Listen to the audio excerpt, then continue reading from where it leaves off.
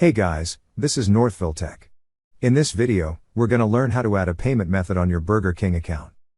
Open the website bk.com, then click Sign Up. Then you will see a section for Sign In. Click on Sign In. Now enter your email address. After entering, click the Sign In button.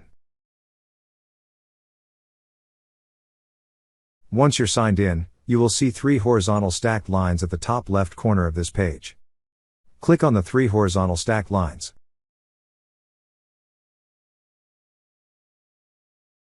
On this page, you will see an option for payment methods. Click on Payment Methods. Under Payment Methods, you will see 2 options. Click on the option that says Add Payment Method.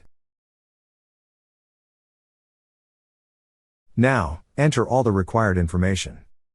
After entering, click on Save and Continue. That's how you add a payment method on your Burger King account. Thank you so much guys for watching, and if you have not yet subscribed to our YouTube channel, please subscribe to our YouTube channel as we create tech videos almost every day. Also check out our website northvilletech.com for great tech articles, and our recommended resources in the description below for various sign-up bonuses.